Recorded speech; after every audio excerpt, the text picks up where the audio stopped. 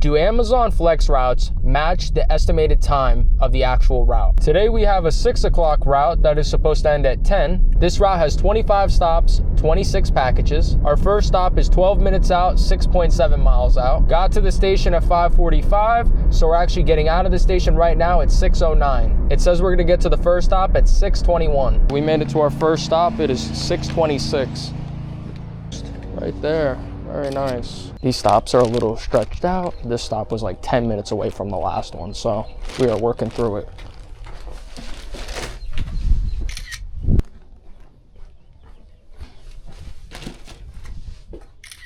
Now, in my opinion, short routes often take longer. Whenever I get a 2-hour route, it seems like it almost takes the full 2 hours every single time. And it's the same thing when I do a 3-hour route as well. Typically, it'll take 2.5 hours to complete a 3-hour route. Amazon fills up the 2, 3, or even 4-hour routes very heavily. Even if you don't get many stops, it seems like you're driving a lot of miles. And you're always trying to play catch up because remember, you're also having to be at the station and load up your car, organize your packages. And even if you have 20 packages, it does take you time. I'll tell you what, these houses are so nice.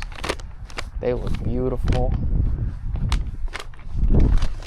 The wind is big. This is going to be stop 10. It is currently 7 o'clock.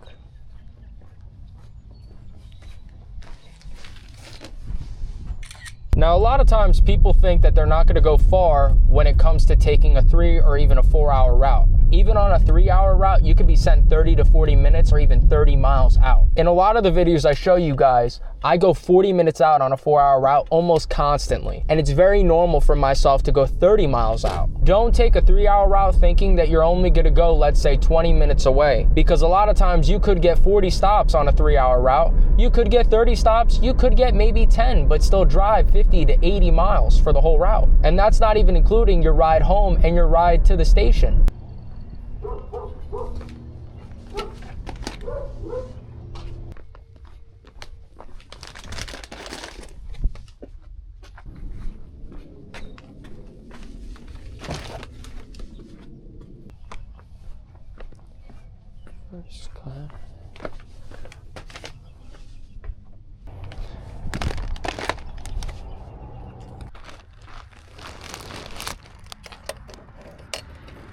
All right, this is going to be stop 20.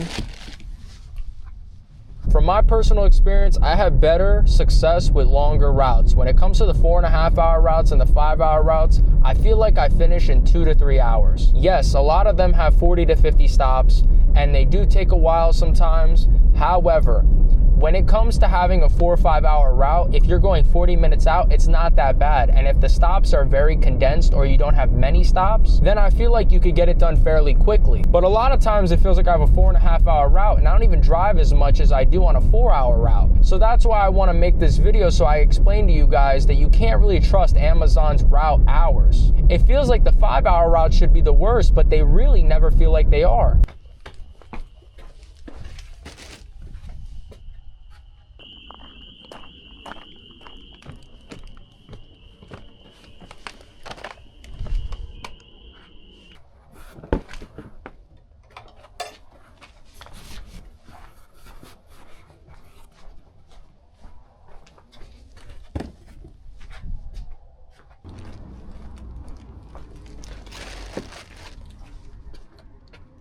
All right, we're on our second to last stop. This is going to be stop number 25.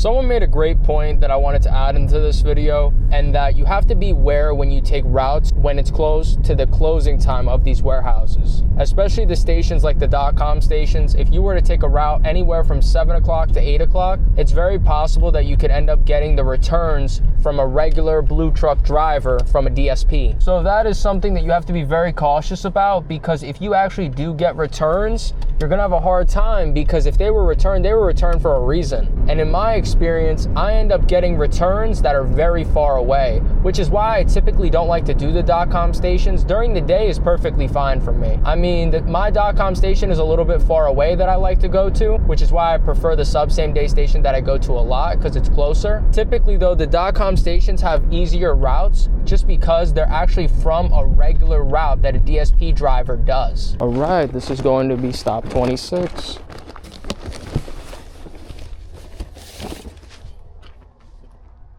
For today's route recap, we had a 4-hour route that started at 6 p.m. and was going all the way till 10. It is currently 8:43. This route was for $152, which is a really good route for the afternoon, I want to say, and I'm really happy about that. We are currently 30 minutes away from home, 23 miles out. So far, we have drove a total of 75 miles. With the 23 miles out, we're going to be at almost 100 miles for this route. Let me know if you guys thought this route was worth it. To the next route.